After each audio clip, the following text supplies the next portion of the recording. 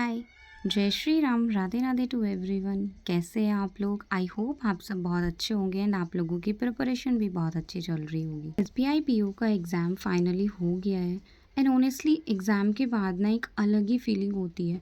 एक तरफ तो लगता है कि चलो फाइनली इतने दिन की प्रिपरेशन और प्रेशर के बाद एक एग्ज़ाम तो कंप्लीट हुआ, बट दूसरी तरफ माइंड में ऑलरेडी नेक्स्ट क्वेश्चन स्टार्ट हो जाता है। अब क्या? पेपर कैसा हुआ होगा, कट ऑफ क्या जाएगी, ये सब थॉट्स ऑब्वियसली आ ही रहे होते हैं।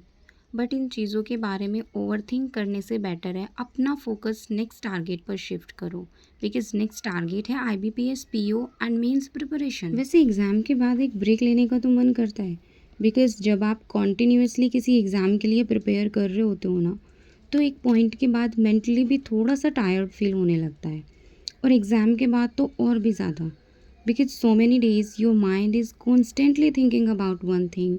पढ़ना है, मॉक करना है, एनालिसिस करना है, स्कोर इम्प्रूव करना है, एंड देन सडनली एग्ज़ाम ख़त्म। बट अगर एग्ज़ाम के बाद भी सिर्फ रिज़ल्ट के बारे में सोचते रहेंगे तो जो नेक्स्ट अपॉर्चुनिटी सामने है उसमें टाइम वेस्ट हो जाएगा।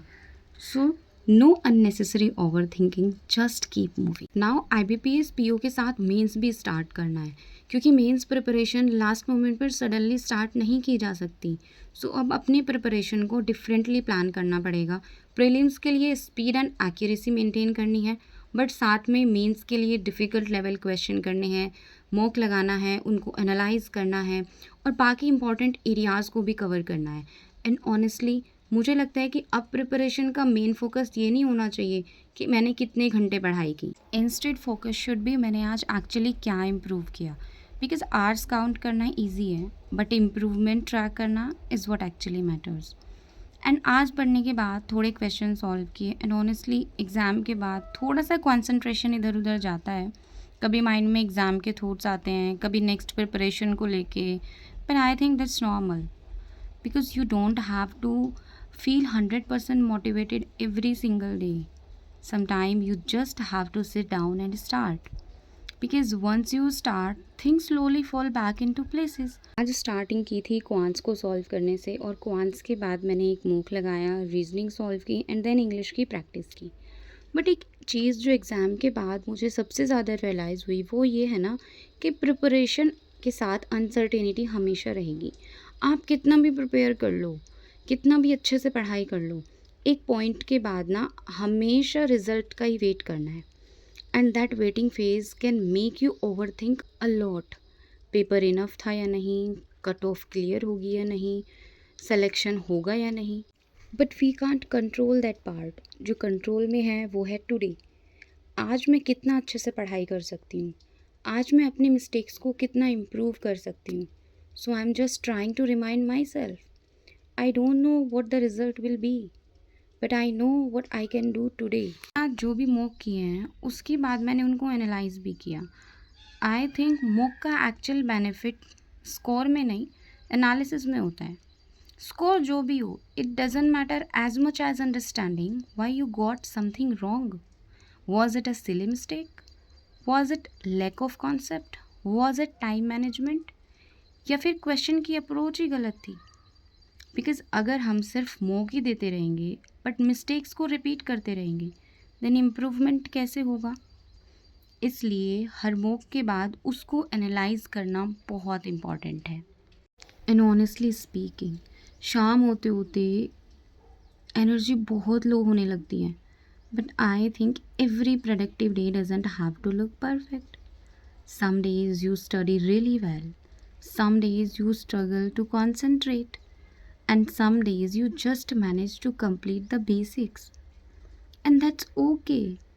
बस ये इंश्योर करना कि एक बैड डे एक बैड वीक ना बन जाए, बिकॉज कंसिस्टेंसी का मतलब ये नहीं है कि एवरी सिंगल डे परफेक्ट होना चाहिए। It simply means you come back again. इसलिए जो भी आपको पूरे दिन में करना है, आपके क्या प्लान्स हैं, वो सबसे पहले आप लिख लो। लिखने से क्या होगा कि आपको याद रहेंगे कि हाँ इतने टास्क आपने कंप्लीट कर लिए हैं और इतने रह गए हैं।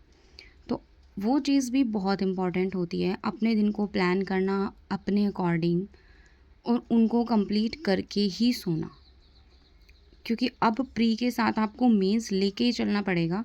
अभी तक कुछ भी किया हो, प्रीलिम्स पढ़े हों या फिर मेंस पढ़े हो, अब ऐसा नहीं होगा कि आप किसी एक तरफ फोकस्ड हो जाओ, सिर्फ प्रीलिम्स करो या फिर सिर्फ मेंस करो, क्योंकि अभी IBPS PO है और उसके बाद IBPS क्लर्क का नोटिफिकेशन भी आ गया एंड देन SBI क्लर्क भी आ जाएगा और उसके बाद RRB PO and RRB clerk का नोटिफिकेशन भी आ जाएगा। तो अलग से टाइम ही नहीं मिलेगा कि हम मेंस को प्रिपेयर कर सकें। इसलिए अभी प्रीलिम्स के साथ मेंस को मैक्सिमम टाइम देना है, क्योंकि जो भी प्रीलिम्स के मैक्सिमम टॉपिक्स थे, वो जो भी आपकी मिस्टेक्स थी, वो SBI PO के टाइम पे भी इम्प्रूव हो चुकी है। तो अभी तो सिर्फ प्रीलिम्स को पॉलिश करना है और उसके लिए आप टाइम फिक्स कर सकते हो अपना। मैं यही करने वाली हूँ कि मैंने फ़िक्स किया है कि मैक्सिमम 4 आवर्स मेरा प्रीलिम्स में जाएगा।